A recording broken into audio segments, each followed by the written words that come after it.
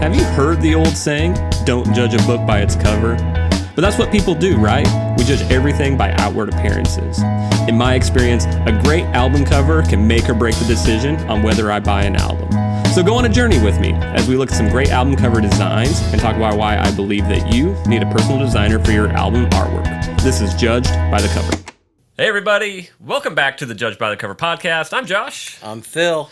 And we've got a fun one today. Do I say that on every episode? No. Okay. But yeah, today we wanted to kind of take y'all on a journey that's pretty close to both of us. And it's a subject that we haven't touched here. And it's both me and Phil come from like a Christian faith background. That's technically where we met. We met playing guitar at church together. And we wanted to just talk about a couple of artists and albums that were like inspirational to us. That, you know, whether that as like a creative or as a musician. I think we both came from this from a little bit different angles, so I'm pretty excited to hear what Phil has brought today. We were doing a little pre-show discussion and kind of walkthrough of some stuff, and I was showing him the album I'm going to be talking about, and I think he got a little jealous. I did. Your stuff is so new and cool. My stuff's always so old and old and old. Well, you know, that's what makes us work together, right? I guess. So I promise you, you know, if you're not somebody, you know, of Christian faith or church background, hang out. I promise you it's going to be really cool. We're not going to take you to church unless you want to. But yeah, I'm pretty excited. It's the album that I'm going to be talking about is one of those that as like a creative did a lot for me as far as just like going like, wow, like this is what you can do. And it kind of touches on some things that I love when artists can do. Yeah. And we'll talk about some of those similarities with some artists that I really love growing up. Am I missing anything, Phil? No, like I saw a sneak peek of what Josh is going to bring to the table, and it's so good. It's like above and beyond what any major label secular artist would be doing. So it'll be fun to like get into that, and maybe we'll turn you on to some new music, and then I'll probably turn you on to some older music. Yes. But it's got a really cool. I've got a cool backstory to it, so I'll share that. Cool. And something that we teased last episode, if you haven't checked it out, go check out our Music Discovery 3.0 from last month. But we teased the idea of a Record of the Month club. And right now we're just we're going to be throwing some feelers out there, see how many of y'all are actually interested in that. So be looking for some links. I'll try and put a link in the description. I've got a sign up page. So my goal is to try and launch something by fall of this year. That's kind of what I'm shooting for. And in a nutshell, it's just going to be, the idea is that a group of us, however many of y'all are interested in doing this, we're going to buy an album. You know, if it's an album you already have, great. But we're going to pick up a specific album. We're going to spend a month just living with that album, because I think one of the biggest issues with music today is that we treat it like it is just like here now and just like throw away. Yeah. You never think about it anymore. Yeah. We don't spend time with full albums and like trying to figure out like, what is the artist like trying to say? What's the story of this album? What's going on? And so the idea is to, you know, show some respect to some albums that either maybe you've never listened to before, or albums where you're like, hey, you know, I know the singles, but I've never really listened to it. What a great way to, like, I've always discovered hidden gems. When I go through a full album, I'm like, oh my gosh, the last song, I love it. And that's happened numerous times. Yeah, and I love it when artists, where the singles that they put out aren't the best songs. Yeah, 100%. Doesn't always happen, but sometimes you'll run into those where you get into the album and you're like, these songs are way better than what they put out, and I thought I liked those. Yeah. So yeah, that's what we're looking at fall of this year. Don't have a specific date, but if you go to jwcrates.com/record-club, I think is what the link is. I'll also throw it down in the description. You can sign up for alerts, and I think I've already got the first album picked out. It's one that I'm pretty excited about. It's one of those that I know. I know the hits, but I've actually never listened to like the full album.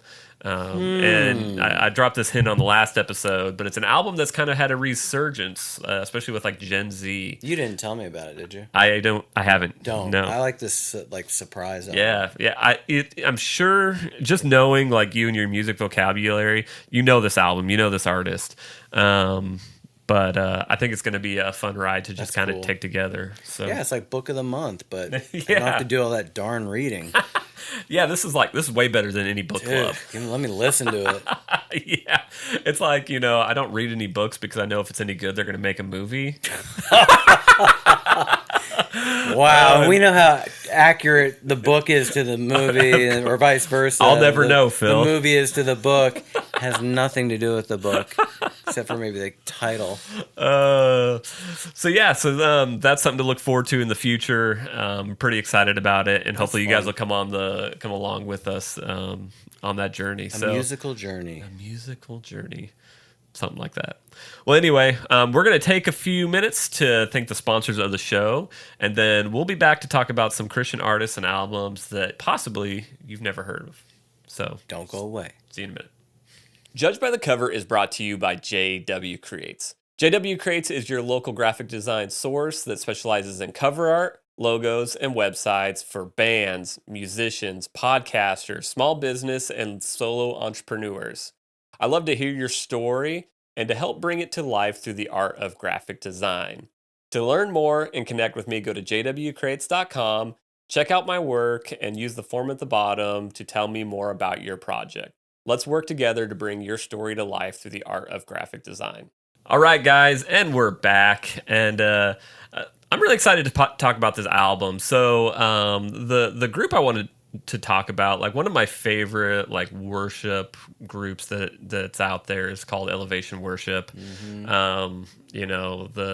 The lead singer, I'm pretty sure his name is on almost every worship song that's in rotation all the time. I see it at 90% of churches in America today. So very prolific. They write tons of songs. They write tons of songs for themselves, but also for everyone else. I should have looked this up, but I don't know exactly when they started, but I know it was at least before like 2010, 2011. Oh, it's been a while. Because then. I feel like I was turned on to an album of theirs in like 2011. That's kind of where I got my foot in the door with Elevation Worship. And I mean, they have just exploded. Where are they from? Do you know where they're based? North Carolina. North Carolina. Mm-hmm. Yep. I think they have like 1 million campuses. How did they get so big? I mean, the music, and then Stephen Furtick, the pastor. Yeah. He's wrote a bunch of books. I mean, he's spoke at almost every conference, I'm sure. I think he spoke at that Worship Together conference he might have. I was at. Yeah. But is he a musician too? He is, yeah. So I think I know that he has kind of a musical background. Okay. But he sits in on a lot of the writing, plays a big part in a lot of that. So yeah, I think it was just like the preaching, and then also just the music. Yeah. And just as like a brand, they just exploded. So interesting. Yeah. It's like it's super creative. You're making this music. I also think pastors are creatives. Yeah. They're storytellers. And speaking the word, but keeping you engaged, it's a gift. Yeah, 1,000%. I agree. And so the album I want to talk about is called Paradoxology, and just the name in itself is kind of fun to say. But where this album came from is 2018, they dropped an album called Hallelujah Here Below. Successful album. And, if you don't know anything about like worship music or like modern worship music, these are like big stadium anthems, and most of these albums are recorded live. So they're, a lot of the sound development is like you can hear the crowd, and it's there's sometimes like 3 or 4 different guitars.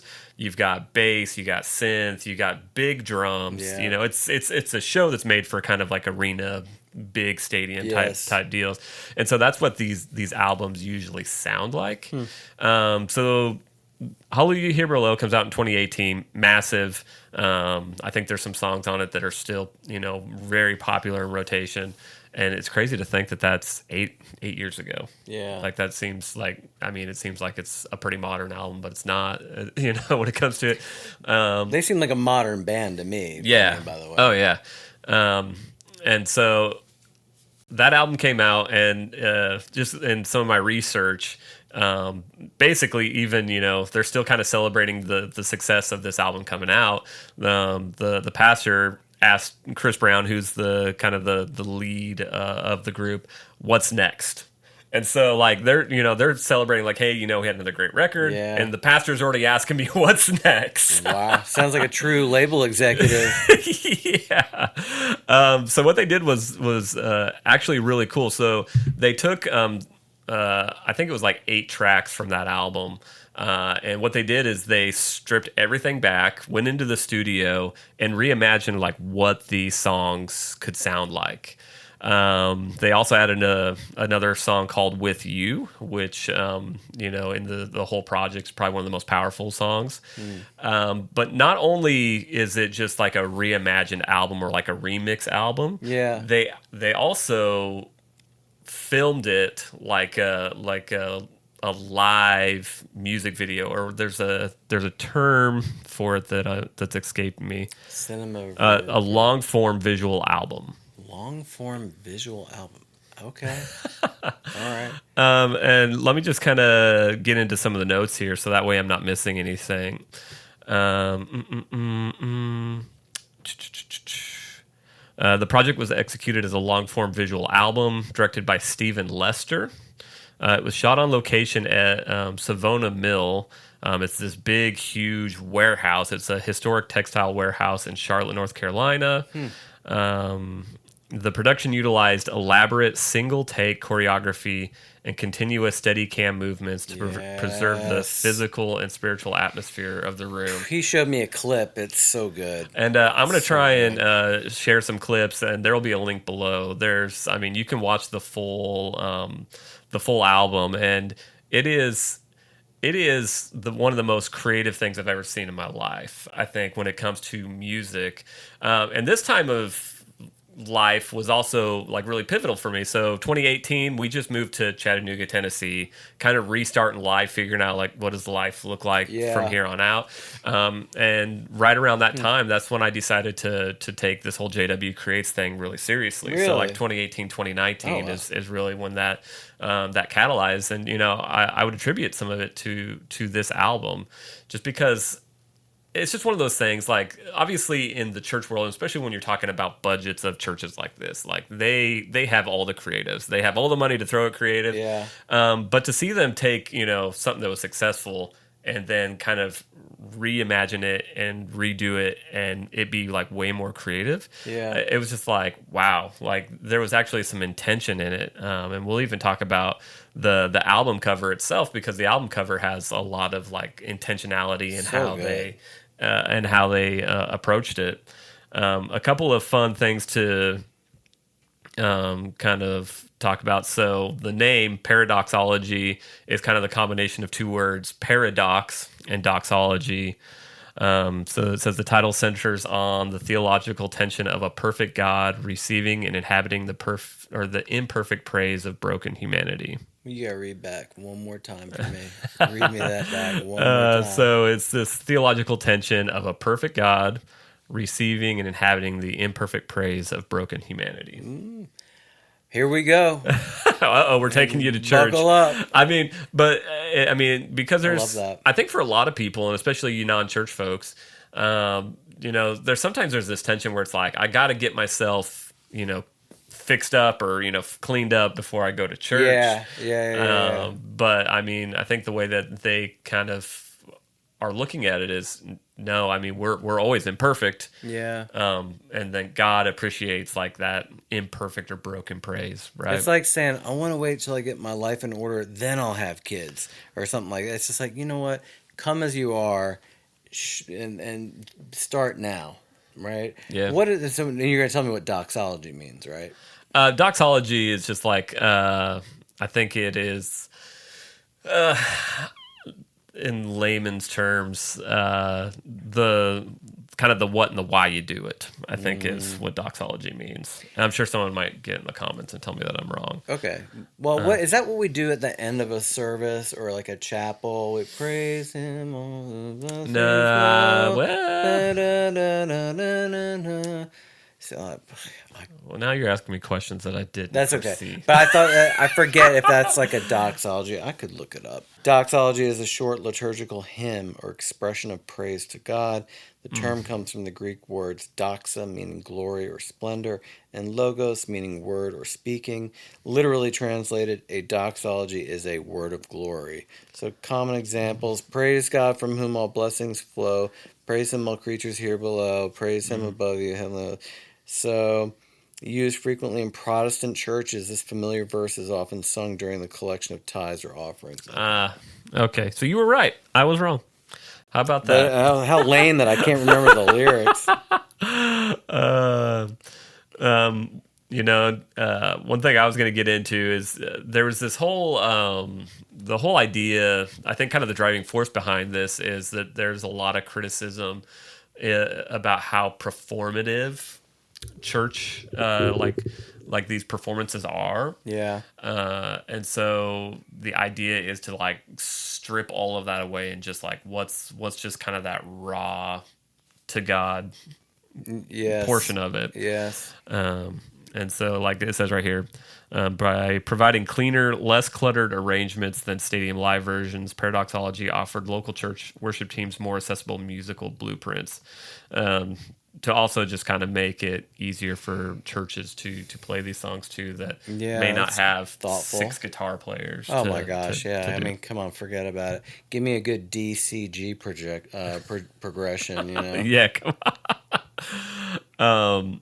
So yeah, just overall, just the creative process that went behind just like the making of the album, the visuals, and the visuals are stunning. They're amazing. It's like a movie. The camera movement, the light, yeah, it all works together. It was all thought through from the beginning. And how fun to be creative and worship. Yeah, I think Come on. God loves that. It's like, you use your creativity to worship me, and I mean, it's amazing. And I know you can get into the weeds with this stuff, like, why are you putting on such a big production, or what'd you spend on your budget for this? It should be zero. Well, not really. I mean, just exercise your gift of creativity. Yeah.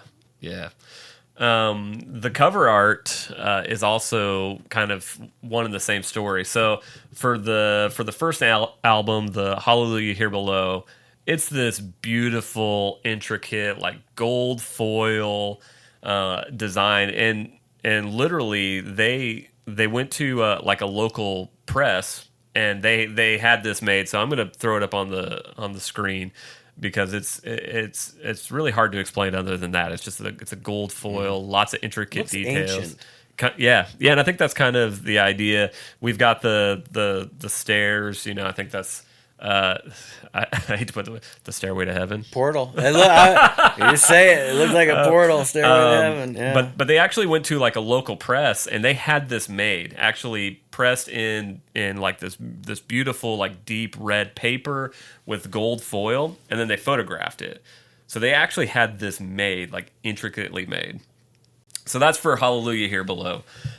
For Paradoxology, what they did is they stripped back all the like really intricate and went for more of this like graphic style, and almost like a letterpress. Yeah, like a litho. Yes, that's exactly.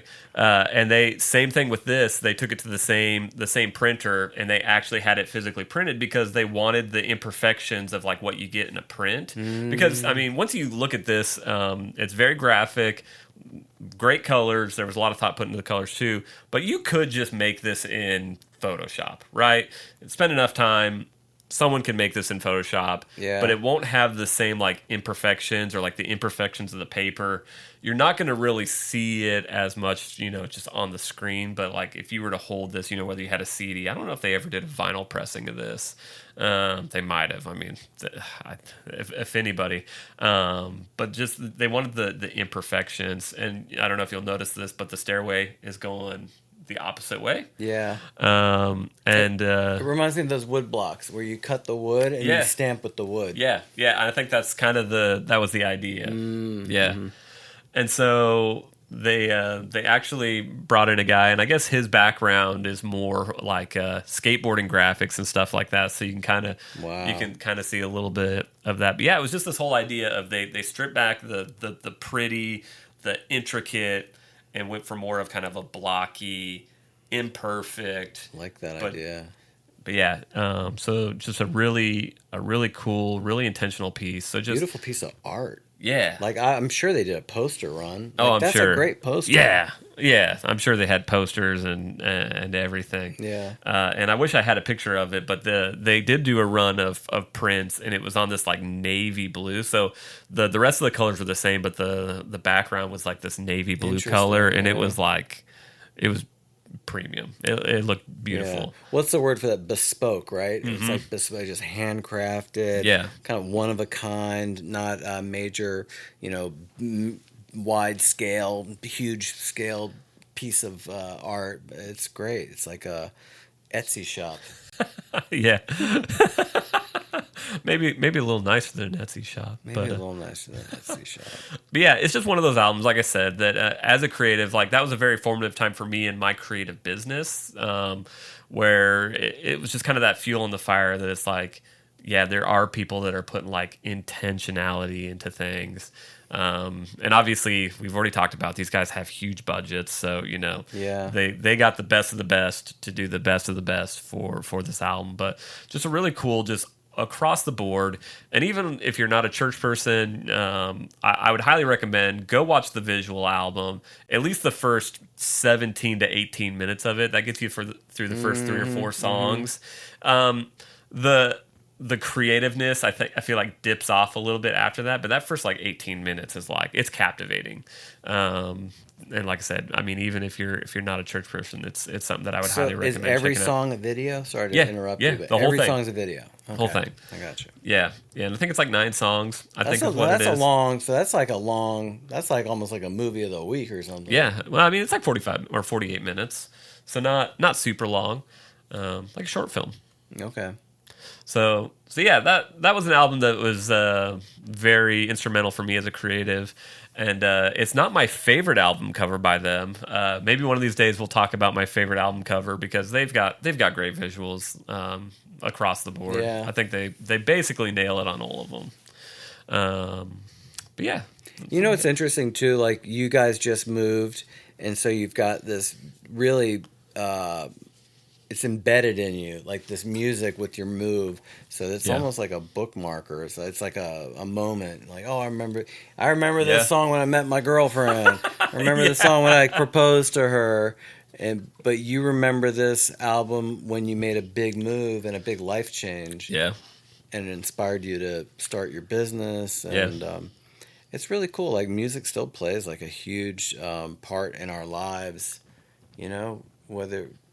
you were just saying like music's so disposable now. Yeah. But it really is. Like we all have that song. Like you go to a wedding, we're gonna play the song that we met. We're at a bar and this George Strait song was playing, and that's our wedding song. Like okay, I mean that's how it is. Yeah, 1,000%. And just music in general, it's playlists, right? So you hear the song, you hear the hit on the radio if you listen to the radio. Yeah, or the message on Sirius. Yep, and you throw it on a playlist, and you move on from there. You never sit and just enjoy like the full album. Well, you were talking to me about Chris Tomlin, and there's like some billion plus streamer, like small list. Can you tell me about that again real quick? Because that'll just give you a little bit of perspective of like how big the Christian music industry is, for lack of a better word. But it's huge. Tell me about this. So Chris Tomlin, I mean, basically since 2008 has probably been one of the biggest Christian radio artists. Mm-hmm. And there is, it's like diamond radio plays. There are 4 artists across all genres that have achieved this status. And the first three you'll probably recognize. So I believe it's Garth Brooks, Pitbull. That's Uh, so funny. T-Pain. I think it's Drake. I think it's Drake. Yeah. But I should have looked it No, up. but I know it's painting a picture. But then Chris Tomlin. And I listened to an interview with Chris Tomlin, and they asked about it, and he's like somebody would go through the list and go like, okay, yeah, I've heard of that guy. Yeah, I've heard of that guy. Oh, yeah, I've heard his music. Who's that guy? Yeah. But I mean, across the world, not just in the U.S., but across the world, his music is played by Christian radio stations or by churches.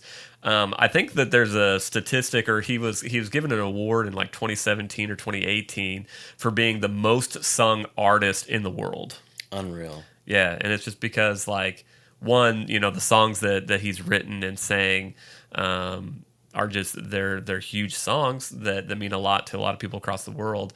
And the whole Christian music industry is a very interesting world because when we talk about rock music.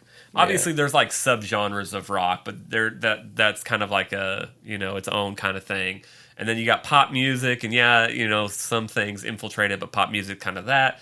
You got country music. Mm-hmm. With Christian music, it's just like it is more defined by the subject, not by the art itself. Interesting, yeah.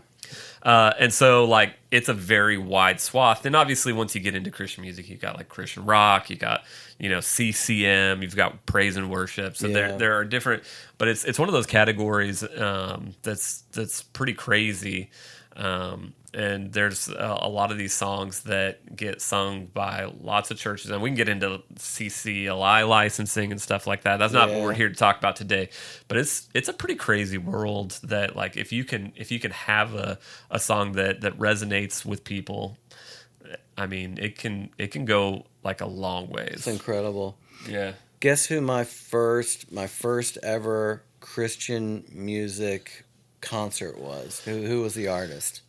So let's see. This probably would have been sometime in the early mid 2000s. I came back to church in 2006 with like 1 foot in the door and 1 foot out the door. 2000. So that'll give you a little marker. It would have to be like Casting Crowns or Mercy Me or something along those lines. It was Chris Tomlin at the Universal Amphitheater. That's torn down now in Hollywood. Okay. Universal Studios. Okay. The Universal it could have been called the Gibson Amphitheater at that point. But my wife is like, hey, I got 2 tickets to see this Christian artist, Chris Tomlin. Do you want to go? And I'm like, absolutely not. I can't. It's like watching a Christian movie. Like if someone says, do you want to watch this Christian movie? It's like, no, I'd rather go to the dentist than watch a Christian movie because they're so bad.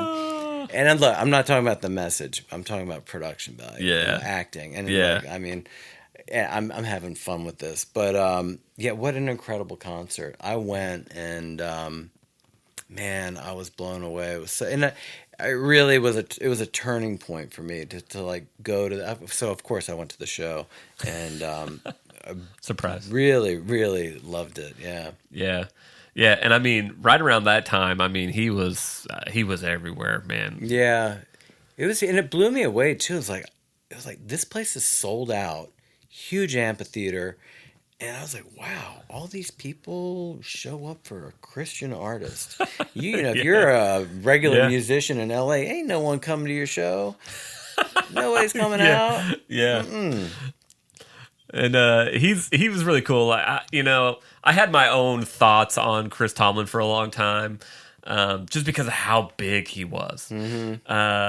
But this podcast came out earlier this year. I may put a link for it too. Is it John Chris? John Chris podcast. It's called the Net Positive podcast, and he was talking about how he went from I think they did Easter. at the big NASCAR race. It was on Easter Sunday, and so he's leading the service at this huge stadium for a NASCAR event, and then the next weekend he's in Alabama doing the Rattlesnake Rodeo or something like that. It's crazy. And so it's just kind of this like paradox where he's playing these huge events, and then he's at some unknown event in middle of nowhere Alabama, and he's like it really keeps you humble. But he was just really grateful for his career, and I didn't know he kind of had a stint in the country world. Did he? Writing with some guys, and I didn't get into it very far, but yeah, another one of those artists that he How Great Is Our God. He has his own version of Amazing Grace, My Chains Are Gone. Jesus Messiah. That was a turning point song for me by Chris Tomlin. That changed me. I was on a men's retreat, and that song was so powerful. It still is. Yeah. It's still one of my favorites. Yeah, so it's pretty cool, just looking back and just like, oh my gosh, that song and that song and that song. He does medleys now. Like I just saw him at a church here in Chattanooga. He came through and went to Abba's house, and he does like medleys now. He has so many hits that he does medleys, and it works perfectly the way they blend it through. I it's really that. Cool. Yeah. But I digress. So what else you got? I know you said you wanted to talk about Chris Tomlin because that was kind of your first step into that world. What else you got? Well, before Chris Tomlin, I was not a practicing Christian. I had walked away completely from my faith, and I was living in New York City. My wife and I were in a band called Girlfriend, and we had gotten this distribution deal with a label, and they sent us a sampler package of all the records that they distributed, and I thought, well, that's really nice of them. It was crazy. It was like some were classical, some were what we were doing, like pop rock or indie rock, that kind of thing. So I thought, well, that's really thoughtful of the label to give us a little sampler. And in the sampler was this record of Christian songs, and I didn't really know it at the time. Oh, the Willie Nelson. Willie Nelson and Bobby Nelson. Bobby is Willie's sister. They did an album called How Great Thou Art, like a lot of people do. How Great, like Elvis up here somewhere. Where is he? How Great Thou Art. And my wife and I are not Christians. My wife comes from no church background at all. Yeah. We started listening to this album, and it has all these classics like what is it? Swing Low, Sweet Chariot. Is that the title? Yep. And How Great Thou Art. Just another, what is it? A Walk with You. I don't really know these titles. Just a Closer Walk. Just with a Closer Walk with Thee. What a Friend We Have in Jesus. Yeah, give me one. And then I'm pretty sure this In the Garden. This is a deep cut. So I kind of grew up. I kind of grew up in a Christian household. I'll save the story for later. But one of the first churches we went to was this Southern Baptist Church in Torrington, Wyoming. Tell me how funny that is. That's a long ways from the South. But this In the Garden, I remember it just being one of those songs that like was way in the back of the hymnal. But I actually, as a kid, was like, I really like that song. Yeah. So that's cool to see that on this. That's like a flashback. Like, I walk in the garden alone. Mm-hmm. I think that's it. Yeah. The dew is still on the roses. Yeah. And he walks with me. And anyway. Yeah. Amazing. Yeah. If you're still with us, God bless you. The faithful few. But it's crazy. Like, and that's why I brought this one up. I mean, hopefully you can put a little copy of that up or something. We'll get it on the screen. But it's weird how you were saying like that record impacted you, Elevation impacted you at that time in your life. Yeah. This album impacted me and Robin at a moment in our life where we weren't even Christians, and we're just like, we loved it because it's so good. Like the music, it's so good. It's so raw. Mm-hmm. And it's funny how God has worked in my life. Like, Come on. he comes through these weird angles. A record label that we happen to have our record on sends me a Willie Nelson record. I'm not even thinking about Jesus. Yeah. And I fall in love with every track Yeah. on this thing. And then eventually I walk back. Like, my dad said to me once, like, when was the last time your shadow darkened the door of a church? You know, like, just giving me a hard time, right? Yeah. Well, sure enough, Dad, we came back. Hey, come on. And I really do credit Willie Nelson and Bobby Nelson for bringing us back. So what a great album.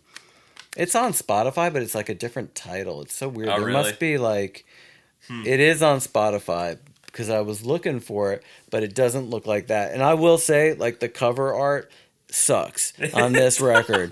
I'm like, I don't even, Willie must have been smoking something when he did that one, but it's the worst album cover I've ever seen in my life. The photo, but it's the most beautiful music. So we've got this beautiful picture of Willie Nelson here, but behind him is this like really like blown out shot of a church, I'm assuming, but it's so washed out that it's hard to see. But yeah. How funny. Willie Nelson, of all people, bringing you back to church. If we're going to look up this graphic designer, and if they're still alive, I think we should send them some hate mail. Oh, no. I shouldn't do that. You just delete that part. It's permanent. I'm looking it's on the now, record. but the font's so bad and my eyes are so bad, I can't even read it. Oh, all right, man. it doesn't matter. That's terrible. I wish I had a better example, but that's really, truthfully, and all kidding aside, that really is a huge record for me. It still is. I love it. And of all people, Willie Nelson. I know. That's amazing. It's so uncool. It's cool. I think that's always kind of been like and maybe should be the MO of like of the church and of like Christian music. Like, it shouldn't just be what's cool, right? And obviously we kind of started off the podcast talking about elevation, which is like the cool of the it's cool, super right? cool. And I struggled with that too. I'm like, this is cool, but I shouldn't think it's cool because we should be worshiping. Right. Yeah, it's weird. It's a paradoxology, right? Paradoxology. Yeah, because obviously you want to do things at a high level, and do it well, but also like not get into that like performative world. Yeah, Well, how do you feel about the Passion of the Christ? Was that Mel Gibson, right? Mm-hmm. Yeah, with that's like one of the biggest Christian movies in the world. Right. It's an incredible performance, and when you watch it, you're just blown away. It's almost like it's real. Yeah. I mean, they got about as close to real as you could get. I mean, how do we feel about a movie Yeah. performance? Why is that any different from a musical performance? That's a good thought. Yeah, because it shouldn't be. Because this is a heady episode. No, because I mean, at the end of the day, this is where we take you to church. It's the gospel being, preached in different forms, right? Yeah. So, whether it's film, whether it's music, it's really just the message getting out to a world in a different form, and hopefully in a way that resonates with somebody. Look at all the artwork in cathedrals, like all the incredible cathedrals around the world. Yeah, I've seen a handful, like in France and Italy. Mm-hmm. It's even in New York City. I mean, St. John the Divine. I used to live right by St. John the Divine. I mean, they had Keith Haring art up in that cathedral. The cathedral itself is a work of art. Right, I think the stained glass. Yeah, it's all glorifying God through the beauty, right? Where man's just trying to point to the Lord. Yeah. Through the creative gifts. Yeah. At the end of the day, I think that's what it's all doing. So. Yeah, so this is just kind of a fun exercise, just to kind of show you guys into a world that is big, that's important to us, and a world that's full of like beautiful music, beautiful art. Like, you should just go through the discography of Elevation Worship. I mean, they've got some great ones. We'll talk about one of them. And actually, this is a fun note. So my first season of doing Judged by the Cover was just me. It's awful. Please don't go back. It can't be any worse than this album cover. The only episode that seems to be just like killing it is the interview with Phil Highland. This is Phil before Phil was on the show. Yeah, your episode from then is outperforming every other episode of this podcast. It's wild. I go back and look still, and I'm just like, it's got more play. It's just going crazy. But the first season, I think I recorded 4 episodes, and I only released 3 of them. And the 4th one was my favorite Elevation Worship album cover, and the recording was so terrible. I was like, I'm not doing this anymore. I'm done. I'm throwing in the towel. I'm going to do some interviews and be done. So yeah, we'll have to resurrect that one and redo it. Just to give you a little bit of perspective, any creative endeavor, you're going to have, like, I've written some horrible songs. And released them, and you listen to them, and you're like, who even thought this was a good idea? How come somebody didn't tell me this sucks? But yeah, you got to get they're not all going to be star singles or hits or not do the reps. Yeah, do the reps. I mean, that's part of the journey. I mean, I think that's part of the fun of it. We can look back and go like, wow, man, I really made, some clunkers. You're in the game, right? Don't you hear that a lot, like with business or any kind of like TED Talk or something? It's like, you're not just a sideline critic. You're like, dude, I was on the mat bleeding, from my head on this one. Yeah. I took my lumps on this one. I mean, at least you're in the fight. Yeah. I don't know. Yeah, if you want to check them out, they're a little painful, but so yeah, like I said, this was just a fun exercise just to kind of let you into a world that, like I said, it's important to me and Phil. Yeah, absolutely, 100%. There's beautiful art, there's beautiful music. It's fun to talk about it because it is. I'm curious about this. And actually, this isn't the first podcast that I've spoke about this Paradoxology album either. The podcast I did before this, I actually brought it up when we were talking about like music videos, and I was like, guys, I know this ain't your world, but like, you just watch the first 18 minutes. If you just watch the first 18 minutes, you can either tell me I'm stupid or that you like it. I don't care. And it's on YouTube, right? Like, yeah, I will do that. I'll give it 18 minutes. Give it 18 minutes. I promise you, it's worth every minute of it. Wow, that's strong right there. And so, I guess we can't end an episode without giving just a little like advice to our young artists or people that are working on their own projects. Mm-hmm. Phil, you got any advice? Just kind of looking into this world that you would give people. I would say be a finisher. Like, I think that's so huge. Like, just do the, if we're talking about songwriting. Obviously, write the song. Is it the best writing you can do at that time? Have you really thought it through? Yeah. Did you play it in front of actual humans? How did they react to it?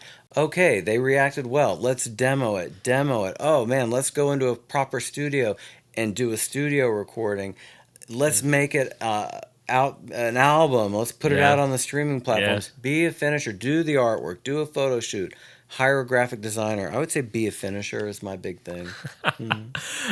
One thing that I was totally going to bring up earlier in the episode, but I feel like this is a really fitting place, is that like feel the freedom to like get your music in front of new people in creative ways. So one thing that I love about this album was that they took an album that was already like really successful and like reimagined the whole thing.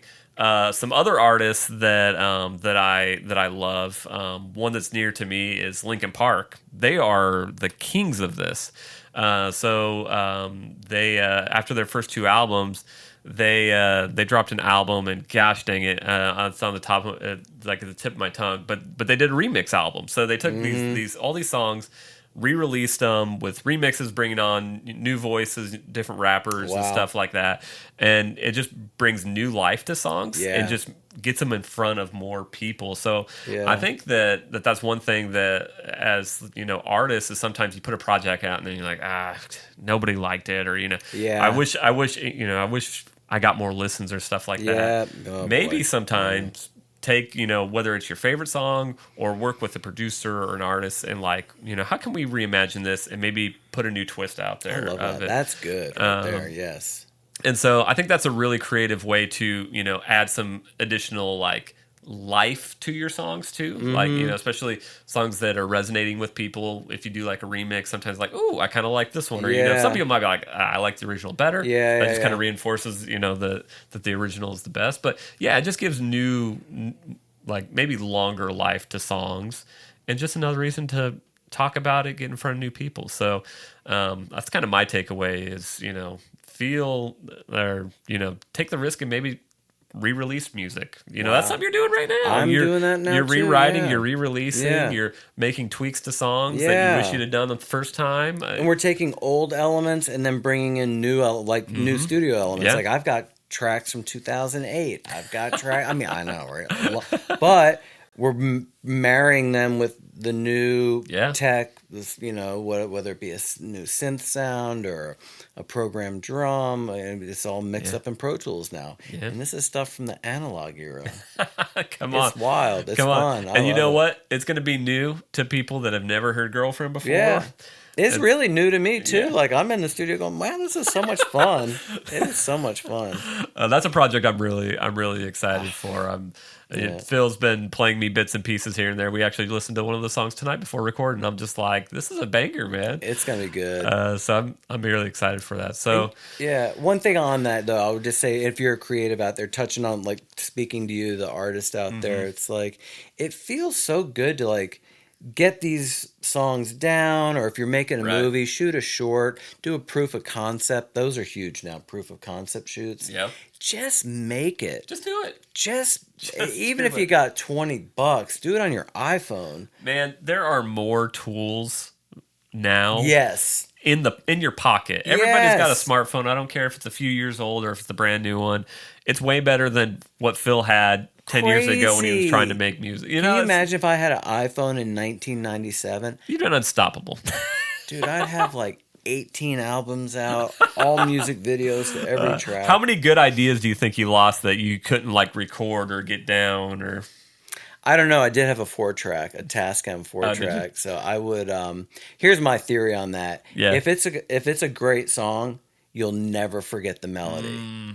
Okay. So I like that. I stick to that too. If it's something I'm humming a week from now, I do use voice memos all the time. I've got loads of voice memos. Yeah. But if I can't remember it in 4 days, it ain't worth it. It ain't worth it. Ain't worth revisiting. It ain't worth it, baby. Well, thank you guys. Thanks for hanging out with us. If you're still here. This was a wild one, huh? We were a little all over the place, but definitely one that I think was interesting to talk about. But if you're on YouTube, definitely give us a like, hit the bell button, leave us a comment. Tell us whether or not you like these albums. If you're on Instagram, if you're on Apple or Spotify, leave us a review. Reviews are one of the best ways to support the show, unless you want to give us some cold hard cash. But reviews, just kind of help people see that, hey, this is a legitimate show. People like it, and helps us grow. So thank you. We appreciate all of y'all. Be on the lookout for Record of the Month Club coming this fall. What else? That's kind of cool. Fall vibe, Yeah. I'll listen to the record as my fire goes. Yeah, by the fire. Yeah. Fire listening. Let's go. Warm vinyl. Oh, yeah. Vinyl and fire may not. They never mix. Anyway, as we digress, but we thank you. Thanks for checking out this episode of the Judge by the Cover podcast. And we'll see you on the next one. I'm Josh. I'm Phil, and we'll see you later.